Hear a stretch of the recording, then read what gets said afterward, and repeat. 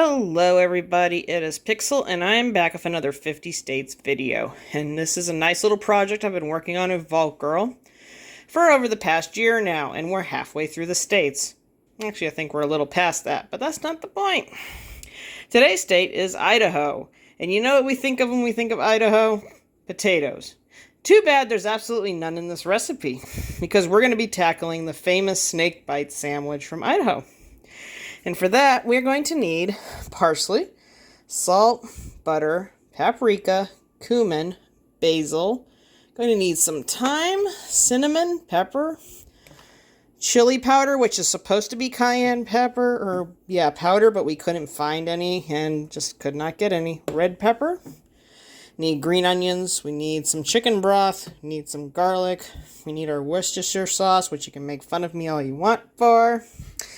Got our shrimp, we've got some bacon, got some heavy cream, and some hoagie rolls, and last but not least, green onions and cilantro.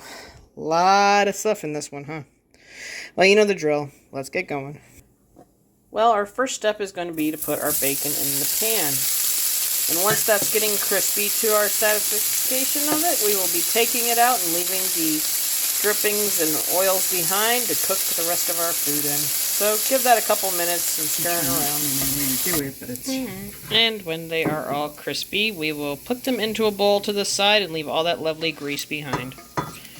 We will try. Okay, now that we got all the bacon out of the pan, we need to put some butter in there and let that melt up into beautiful buttery confections.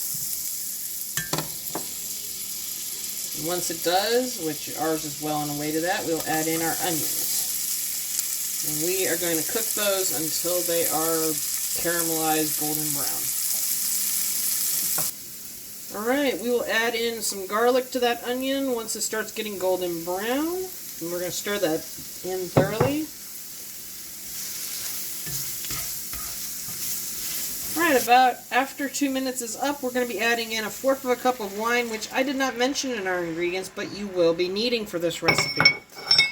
We're going to use that to deglaze our pan if anything is stuck to it. And then we're going to be adding in... Stop a minute, I can do it. And once that's deglazed for a little while, you're going to be adding in your tomatoes, Worcestershire sauce, and our chicken stock.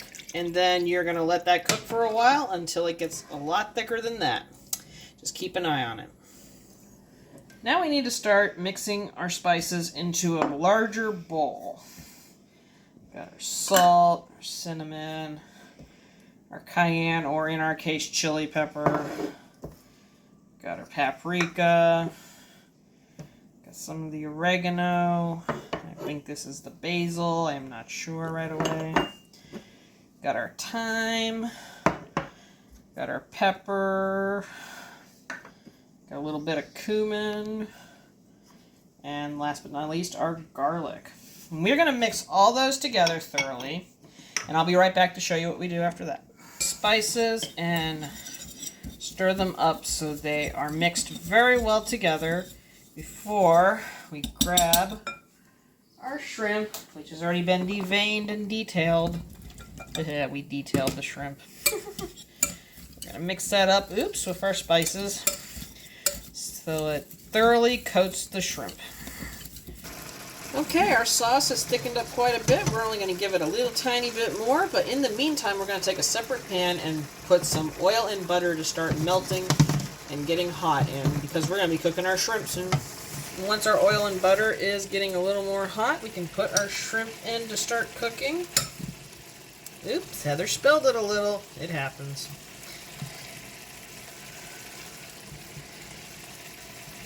And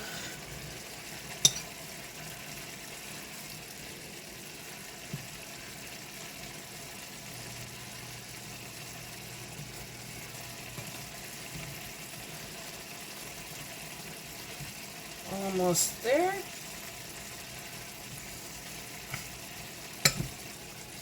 There we go. Spread that around so it cooks and give that a little while. Now that our shrimp is cooked, we're going to remove it from the pan. Leave that lovely looking sauce stuff behind. Okay, we're going to add in the remaining spices and the very last of our wine to our pan to deglaze it once again. And we're going to add in our green onions to our pan. And we're going to let that simmer and deglaze until it's a nice thick little sauce. We're going to add our cream in now once our sauce starts getting really thick back there. And wait till it's well combined before the next part of our sandwich. Got our hoagie rolls cut in half, and we're going to spread the insides with a little bit of this garlic butter we made. And that was really simple. You just took a little bit of butter, melted it in the microwave, or if you feel like it, a pan. Took maybe a teaspoon of our garlic, and now we're spreading it on our bread before we're going to put it under the broiler to toast up, or even if you have like a smaller oven, put it in the toaster part of it. Either way, we're just going to be toasting these till they get a crisp on them because we don't want the shrimp, you know, getting them all wet and soggy. Nobody likes soggy sandwiches. Alright, we'll be back in a minute. Alright, once all this is done, we have to put our shrimp back into our tomato reduction. Stir that up a little bit fast. And we'll put our cream reduction into our shrimp also. Scrape the rest of that up a little bit. We'll add in the last of our spices, which was cilantro.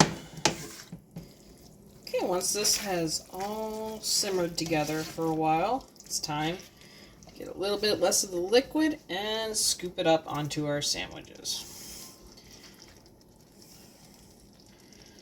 We got one sandwich. Oops. And two sandwiches.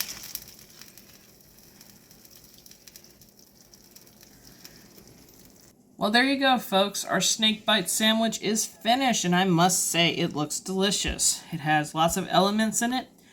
Had a little taste of the sauce before this, and the sauce is amazing. So, the best part is here, boys and girls. It's time to taste it. And with that, I have the lovely Terrace Kitchen here helping me taste it. Because you just can't properly taste food without your mom around. Hi, folks. Everyone's having a good day. Yeah. Alright, you ready to try this out? Let's give it a try. Turn it around a little bit so I can grab mine, and then we will give it a try. You ready? Alright, I'm ready. Cheers, my dear. Cheers. Well, that one messy as hell. Oh my gosh. Holy crap, it's good. That's really good.